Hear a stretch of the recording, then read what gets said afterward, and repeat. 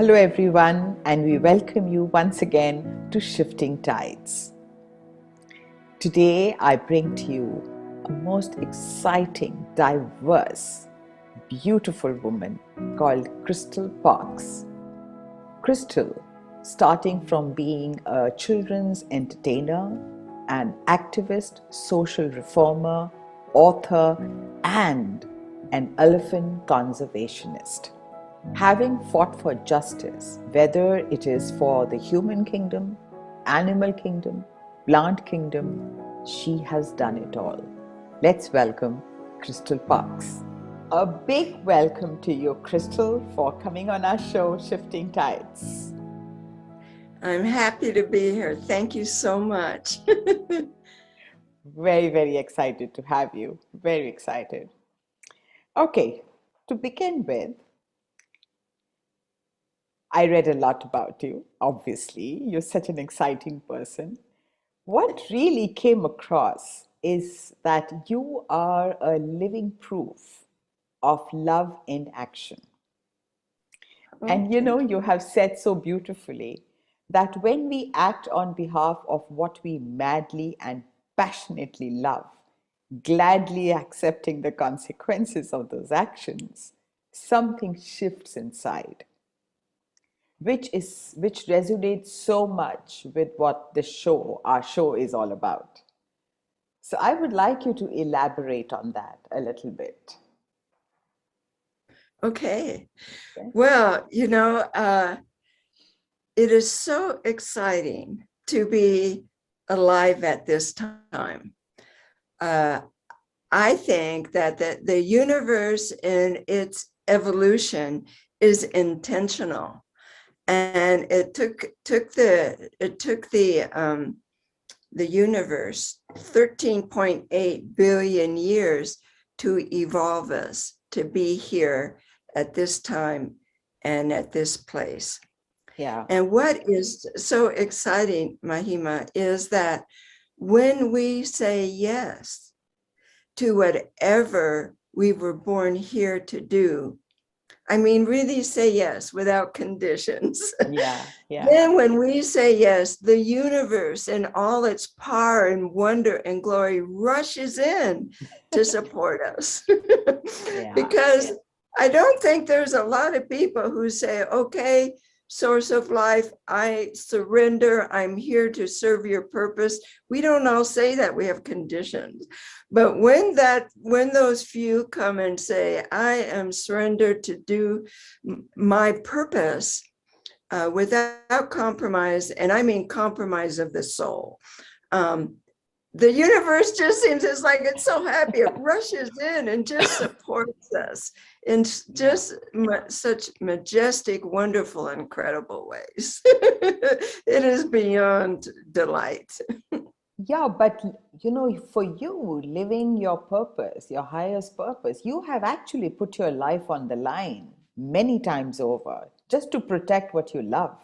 So where did you get the drive or the strength or the inner strength? Where did you get that from over and over again? I don't know. I don't think about it. I just do what I'm called to do. And I accept whatever the consequences are. I mean, sometimes they've been difficult consequences.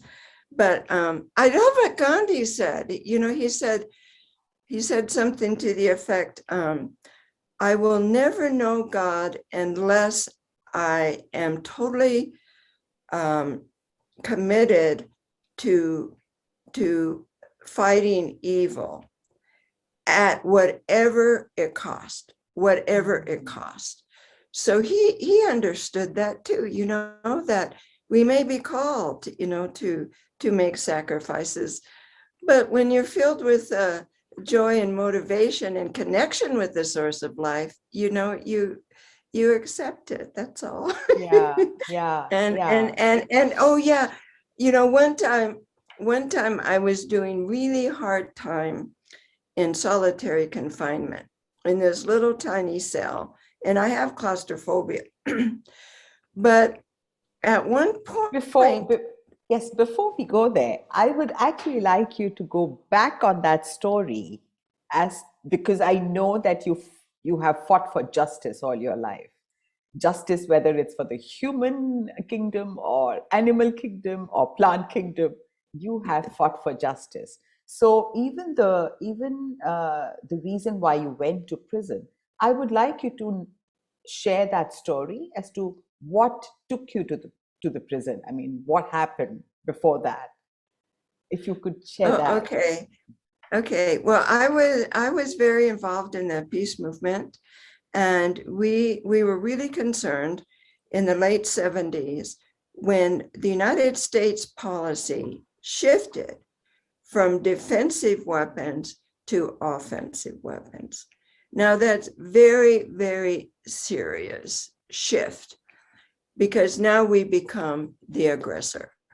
We're going to create weapons that allow us to be an aggressor and basically a terrorist. I mean, the United States holds the whole world hostage by our nuclear weapons. Mm-hmm. So myself and my colleagues were really, really concerned about this shift and what it meant. And so we wanted to let people know. And we did many things. We spoke, we wrote, we went on radios, and it just didn't seem like anybody heard what we were talking about. So we decided to try to do something really that would draw people's attention. So myself and three guys, two of them were Catholic priests and the other one was a Catholic worker, and myself. One morning, we were driven in the back of a truck to Lockheed Missiles and Space Corporation, where they make nuclear weapons, and in this case, the Trident missile. Mm-hmm. And the Trident missile is a very, very huge and dangerous weapon. When it goes off, it doesn't just go off with one bomb, but it has several bombs on it. So when it goes off, all those bombs can go out. I think it can carry 24. Oh my God. So it makes, Hiroshima look like, a bonfire. And that's it. Yeah. And so we climbed over the barbed wire fence by putting a piece of rug there over the barbed wire so we could slip down. The security guard in the tower miraculously didn't see us. And then we ran across the grass to the back of the building, and the security guard on the grounds didn't see us either. Oh, wow. And then we reached for the handle and we turned the handle to the door, and lo and below, it was unlocked. Even though a week earlier they'd gotten 100% on their security check. So we went in, and there were, it was crowded. There were people had desks and stuff along the hallway, but nobody seemed to notice us. And we were looking for a specific room where they had a section of the Trident missile called the inner stage section, because at that time the Trident missile was 30 feet tall. So, you're not going to get them in one room. So you go by pieces. So we were looking for the inner stage section, and we happened to have a blueprint of the layout in the plant. And I won't tell you how we got that. So wow. We found the room. Yeah, I won't tell you. Yeah. And we found the room where the interstate section was. And lo and behold, none of the workers were in the room. My goodness. They had they must have been there in the building somewhere, because their coats were up on pegs. So that was great. We could do our little shenanigan without them there. And so what we had with us with bottles of human blood, which had been donated to us the night before when we had sacred ceremony in preparation for this exposing what was going on under people's noses, paid by their taxes.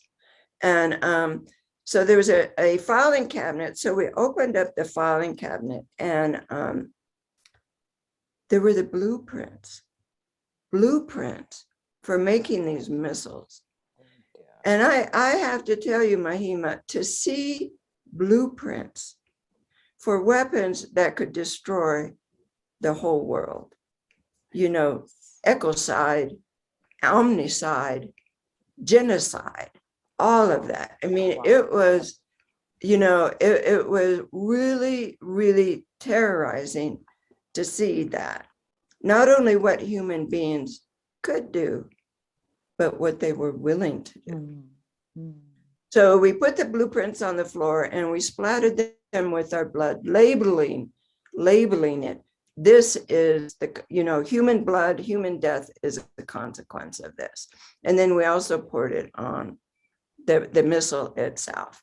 And then we waited and read from scriptures where it invites us or encourages us to expose works of darkness, to expose this. So we were doing that work, exposing this, to awaken American and the world, what was going on here. And so that takes me back to my initial story of we were arrested and I was put in solitary confinement. Now, in the solitary confinement section, there were just 4 cells, and I was in the 3rd one. And it was very, very noisy because the women would scream and rattle and, cry and bang things and make a lot of noise. It was also noise because a TV hung down in the hallway outside of our cells, and it was never off. It was never off. So I suffered from sleep deprivation and also claustrophobia. Now the door on the cell was metal. If it would have been bars, my claustrophobia wouldn't have been so intense. But with the metal door, you're inside a box basically. And about 2/3 down, there was a ledge, where they would slide the tray of food. And it also had a little edge on it also, so the tray could sit on the edge. So, and so if people wanted to watch the TV, they had to sit on the floor and look through the little area. What do you call it? Ledge, or place where they slide the. That's true. Yeah. The tray. And so they were supposed to give us 15 minutes out a day to shower, but they often forgot about it or didn't care. And that 15 minutes out of my cell, I lived for it. I absolutely lived for it because it released some of the anxiety and the stress of the claustrophobia. So on this one particular day, the guard came and let out one by one the first person to get her 15-minute shower, and the second one her 15-minute shower, and then she left. Then she left. I thought, oh my God, my turn, and but she had until 7 p.m. to do it. They had to give us our showers before 7 p.m. because that was shift change. And so I'm hoping that she's going to come back.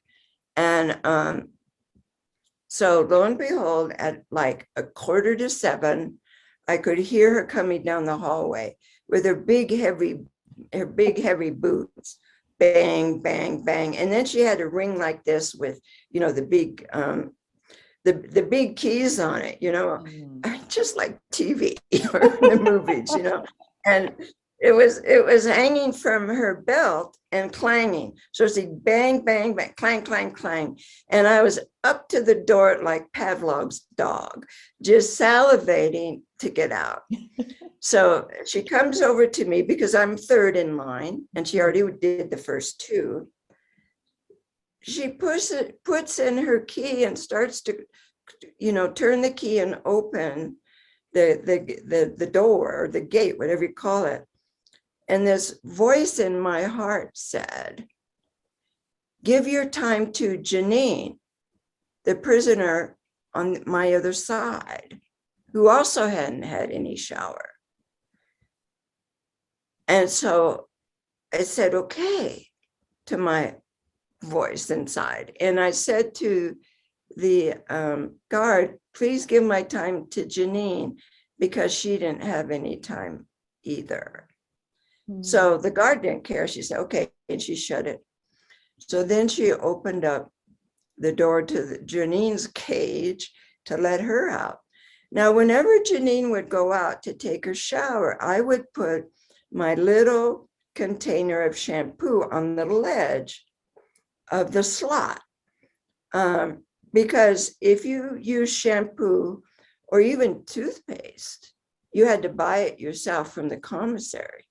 And Janine, wasn't able to afford that. So I would just put that there on that ledge. And she's an African-American woman. And she would never, ever accept my offer for her to use the shampoo, except this time. So she turned and reached for the shampoo, and our eyes met. And I have to tell you, Mahima, that look in her eye, as she reached for the shampoo, you'd give a lot. Yeah. You'd give a lot. And in the words of Dan Berrigan, maybe even die a little. It was so magnificent, And so she took my shampoo and went to the shower.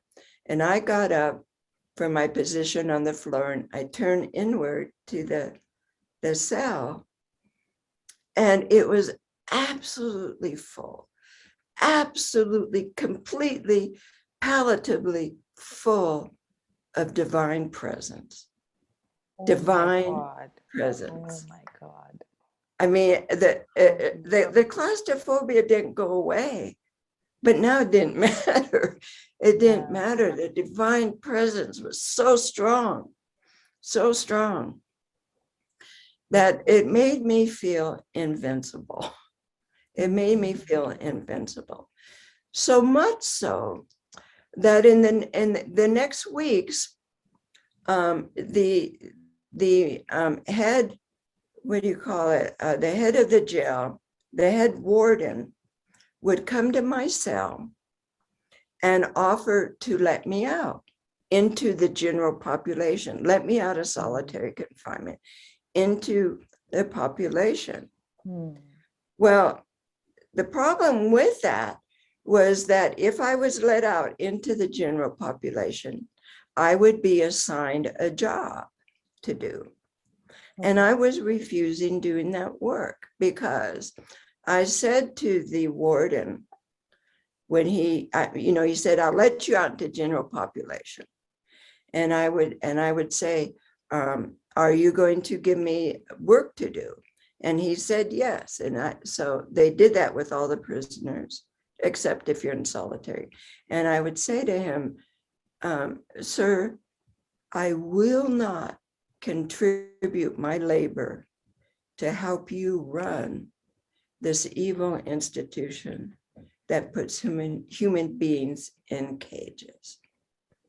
Wow. So he'd say, okay, and shut the door. But now I had that presence. I had that divine presence. Yeah. And maybe this is why, to answer your earlier question, when you say yes to your divine purpose, and the source of life is there to support you, then you kind of, you don't compromise. Yeah. Yeah. That's true. Absolutely, that's so true.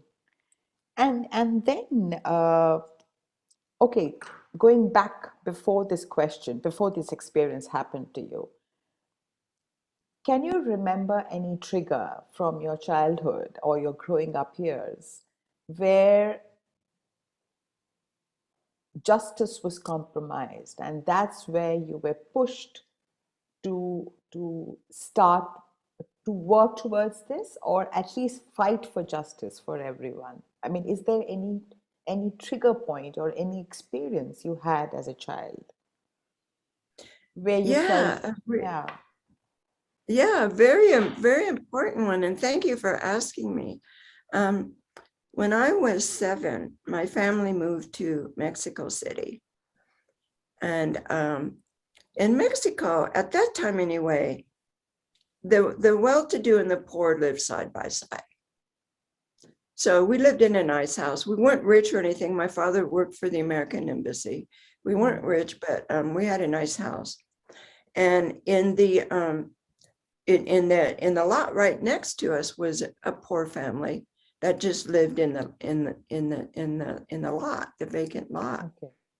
And so that was the case all around the neighborhood. And I would walk down the street to the local bakery store. I really liked the pan, that the Mexican pastries. And on my way there and back, I would walk by a poor peasant girl who was about my same age. And she was very, very lovely and very friendly. And so we became friends. And by this time, I'm about 10, I'm 9 or 10. And so we got to be friends. And she took me to where she lived. And basically, her family lived under a cardboard, piece of cardboard, literally cardboard. There's a rope hung between 2 trees, and this was in a ravine, and they just put a big piece of cardboard over it and lived inside.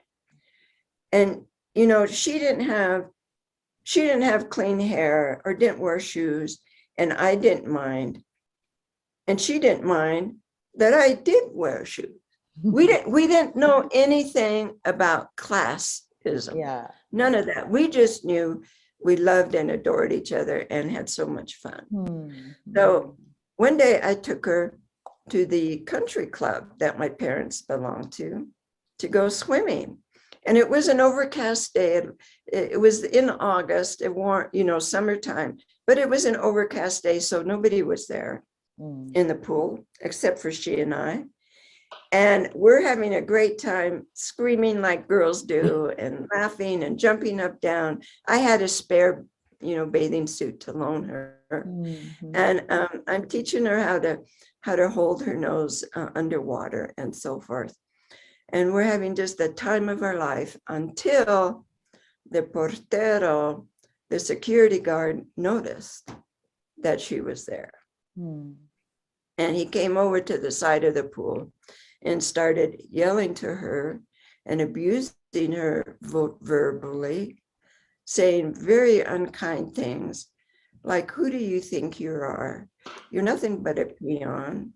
You don't belong here. You know, blah, blah, blah, get out. Oh, God. And I had never, ever seen that kind of treatment before. And so my heart just made a vow. I want to use my life to create a world where what I had just seen would not exist. And so that was it. That was, you know, the point of, you know, what my life would be about. Yeah, yeah. So that you can call your moment of transformation, at least to give you a purpose, at least to give you a higher purpose. Yeah, yeah. The revelation of my purpose. Yeah. Yeah. But you haven't really stopped in your life. You haven't really stopped fighting for just the human uh, causes. You have also gone all the way to Kenya and worked for elephants. And, so that is a very interesting aspect or facet to your plethora of various jobs or work you have done. So give us a little glimpse into what was that like, and how did you end up going to Kenya? Well, I really, really love animals a lot. I really love animals. And I just happened to go to my very first animal rights conference. Mm-hmm. And it was 4 days long, from 8 o'clock in the morning to 11 o'clock at night, and speakers, videos, workshops, all kinds of things. And I went to the one on elephants. And I heard about how elephants were suffering in the circus. So this was very, very new to me. And I was in love with elephants, amongst many other animals. And I decided I wanted to find out, who are elephants apart from being abused by us? Who are they out in the wild? Yeah. So in 2005, I went to Kenya all by myself. I didn't know a single soul. And I chose Kenya because Kenya is kind of like a mecca for elephant experts. And I went there all by myself, and I got off the plane and I walked into a sea of African faces, and I felt totally at home. Totally Wow. at home. Wow. And so, I did go around to the different places and got to know elephants in the wild and so forth. And that I was just going there to have that one lesson to, I wasn't planning to continue to go, but it just evolved. I got to know people, local people who needed help with caring for the elephants. And I just fell in love with the Kenyans. I fell in love with the elephants. And the Kenyans have such beautiful big hearts. And so I started an organization. I actually started the organization before I went to Kenya, now that I think about it. I was working to get elephants out of the circus in the US before I did my trip to Kenya. So that's how you got started. there. Yeah. Yeah. You had, when we spoke last, you had shared a very endearing experience of what you observed when that little baby elephant came and put hay and stack on a little corner, and that elephant was basically honoring the dead. So Yeah. yeah. If you could narrate that story. Yeah.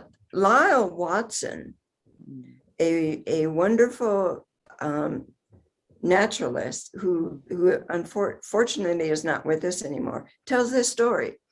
He was hired by the government in Zimbabwe. No, I'm getting this mixed up. He was hired to work at a zoo in South Africa. Okay. And so he being a naturalist, that would be a wonderful job. So he took that job. And just shortly after he started working there, his staff brought in an elephant, and it wasn't a baby elephant. It was an adult elephant, female elephant, okay, who they called Delilah. Mm-hmm. And she had never been there before. And they put her in this small enclosure. And so she's going around in all the corners, smelling them with her multi-purpose trunk and going around. And Lyle Watson was there observing her. And she comes to a corner and she freezes as if in fright and backs up and starts to tremble. And then she gets this look in her eye of, oh, aha. And she goes and gets some hay and twigs and stuff and leaves and cover that corner. So, so Lau Watson asked the zookeeper, who had been there forever, what was that about? Why did she back up? And why did she seem afraid? And why did she put hay over there? And the zookeeper said, well, 20 years ago, an elephant was killed in that corner. And elephants cover their dead.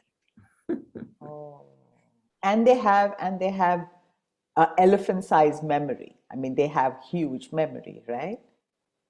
Yeah, but this wasn't something she remembered. She'd never been there before. This didn't come from her memory. Okay. That she had never been in that room before. She up until the day they captured her, she was a wild elephant. So I'm glad you bring that up, because I think some people mistakenly think it's just something she remembered.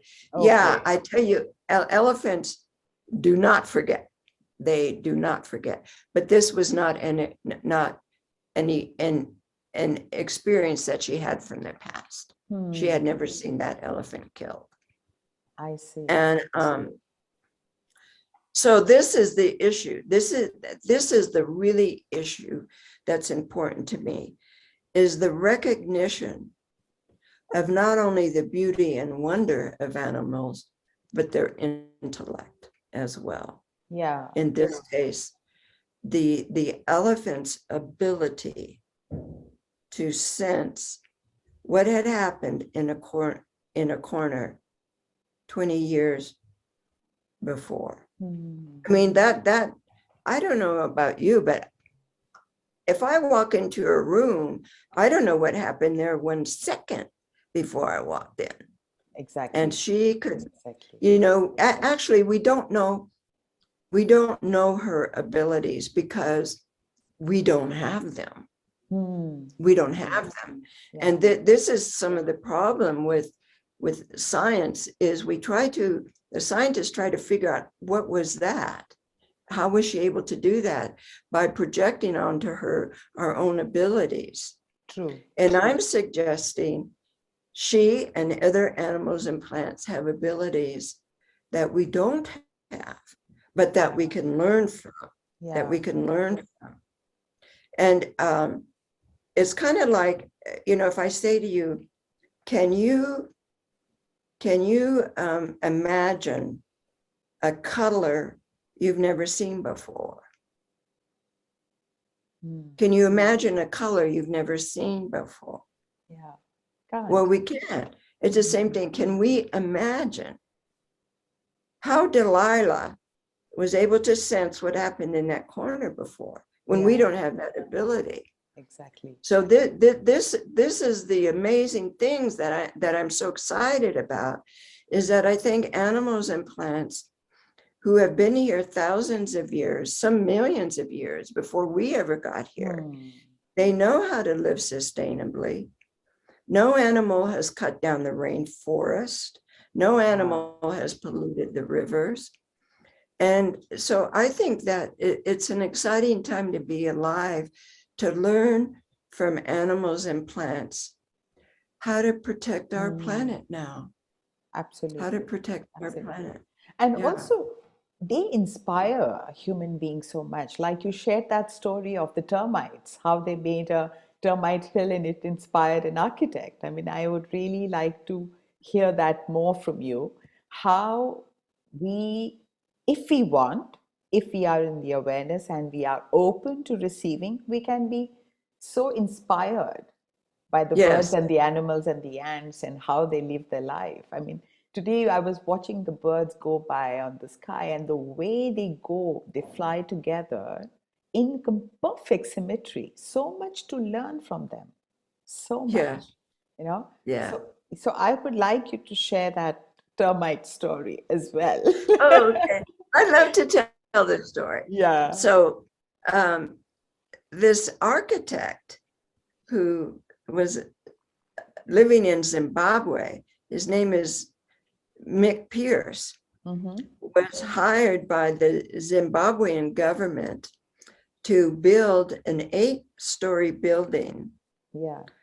That would be an office building with a mall on the first floor. And very, very fancy. I mean, the waterfalls and, you know, retail stores and restaurants on the first floor. And the other floors, 8 floors, would be offices. I see. But this is the thing, they wanted him to make that building self-cooling. Okay. Self-cooling. On, you know, in order to cool the place on its own in hot Africa. Okay. And he had no idea how to do that. So he figured it out by studying termites. How termites, fascinating. because termites, you know, live out there in the hot African desert, or whatever you call the, you know, the area they live in. Yeah. With all these holes, and it looks so plain from the outside. I've seen a termite because I've been out, you know, tracking elephants out in the savannah, and you see the termites can be, you know, as high as a giraffe. Yeah. And I mean the termite mound, and but if you go inside the mound, it'll blow your mind. It'll blow your mind to see what all is going on inside of there. Oh, wow. And I'm mentioning this because there's on YouTube, there's a video of David Attenborough talking about the termite mound when he was, you know, younger than he is now. And it shows him going inside the mound, and it's just will blow you away what all is going on inside of it. And so just look that up, YouTube, David Attenborough and termites, and maybe it'll come up. Okay. And so that's how Mick Pierce learned how to do that. And so so it's a gorgeous, gorgeous building. If you look closely, it has all kinds of holes on it. And so he managed to make it. He was successful in finally making. Yes, I sent you a picture. Maybe you didn't see it, but I sent you a picture of it. Wow, amazing. So that's, thank you for bringing that up, because there's a wonderful new discipline in science now called biomimicry. Biomimicry, which basically is learning from biology, from animals and plants. Yeah. Just like the Wright brothers, they learned how to make a plane fly by learning from vultures how they do it. Yeah. And then coming to plants, you also took a sabbatical and you went and stayed in the forest with the plants for 2 years, right? Yes. Yeah. So you have actually done the whole gamut. From human beings to animals to ants to trees, everywhere. So tell us a little more about this, your experience with the forests, in the forests. Yeah, I went to live in a one-room cabin in the forest because I needed space and time and quiet and the nurturance of nature to heal from my time in prison. And also I just wanted to be with nature and learn her wonderful ways. Yeah. And so I would spend my time, maybe the whole day, just sitting under a granddaddy tree and watching the birds and the marmots and the porcupines and the beavers.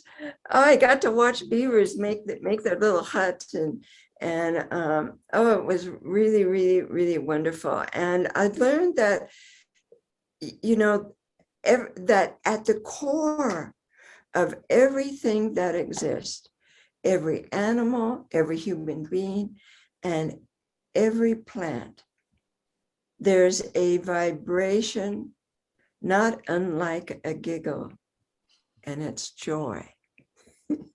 It's joy. Beautiful. It exists at the core of everything. So beautiful. And so if we want to work for the planet and want to work with animals and plants, then that's the space we need to do our work from, is from that place of joy. Because that's then when we're in collaboration with all of life and working in partnership with all of life, when we're coming from that place. Totally, totally. I agree. I agree.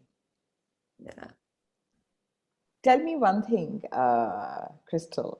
If all this hadn't happened to you, you know, you hadn't uh, got the got triggered off by injustice and work towards justice, and then work for elephants. Ideally, which direction do you think your life would have gone? I have no idea because I wasn't given a choice. Yeah, yeah. I don't know. I don't, you know. So you do believe? Yeah, tell me.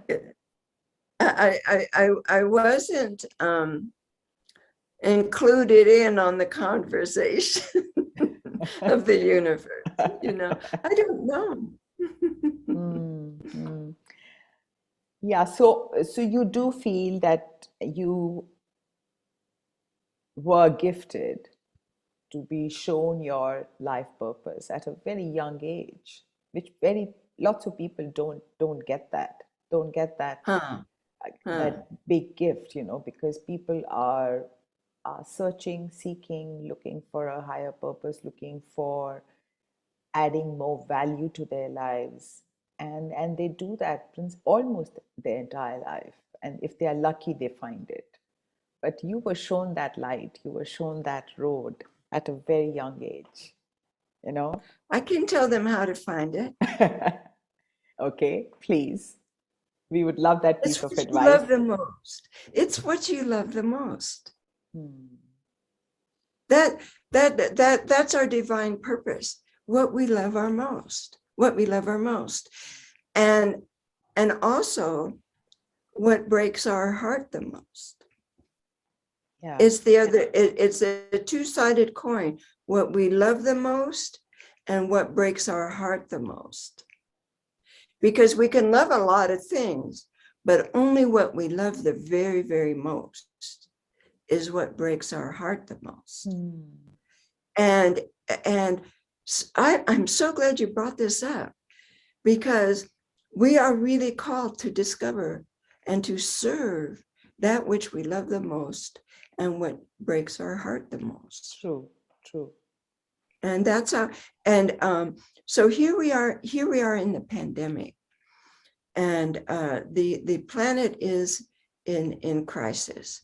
And so people may feel like they need to get out there with a bucket of water and throw it on the fire. And my question is that your deepest love? Is that your deepest love? Because it may be that your deepest love is to be a teacher. And so what you could be teaching your students is how wonderful the planet is, and how beautiful life is, and how we need to be, you know, walking gently on the earth. And that would be your gift. True. So even in a crisis, we are maybe even called all the more to discover what is your deepest love and your deepest pain. What wakes you up in the middle of the night? And then serve that. And I think that's when we're the happiest. Yeah. Does that make sense? Totally, totally, absolutely. I so agree. I couldn't agree more. And what would you continue doing from here on with your life? Where would you like to put your focus on? Well, right now I'm I'm writing a book that is going to be, it's going to be a memoir, you know, about many of the things like what I've shared you. And it's also going to be a book sharing lessons, hopefully, you know, inspiring lessons. So that is a gift that I am wanting to give to the world. Another thing is that some friends who heard me speak recently confronted me and said they wanted to do a documentary on my life. So, you know, if I'm willing to do that, if it's really clear that that will serve the planet. If it will serve the planet. Yeah, because it would be inspiring for many, many people to go beyond themselves and to be able to put their life online if need be and serve for the benefit of so many more. It's important. It's important because people usually take the easy route in their life. They love being in their comfort zone, and that's where a revolution or some kind of a transformation cannot happen. It cannot happen. It only, like you said, what hurts you the most, because you've got to go through pain to be able to. Any transformation hurts. It will hurt, you know. Yeah. Well, any message in the end, the last message, any message for our audience? That this is a very, very divine and sacred time to be alive. I think that we are at the crossroads. The climate crisis we are in, the pandemic we are in, has brought us to a crossroads where we are either going to transform and take the leap to the next epoch of evolution, or we're going to go extinct. That's it. It's one or the other. So it's a very exciting time, you know, to take on the divine task of protecting the planet, protecting all within it, and to evolve ourselves to the next level of humanity in the next epoch. Absolutely. Thank you so much, Kristal. That was absolutely so delightful to talk to you. Thank you. Thank you so much. Thank you for the honor of being here. Thank you, Mahima. Thank you. Lovely having you. Thank you. Kristal clearly walks the Gandhi path. Be the change you want to see in the world. What a huge inspiration for us all. That's all for today. We shall be back with yet another very fascinating bee next week. Till then, goodbye and take care.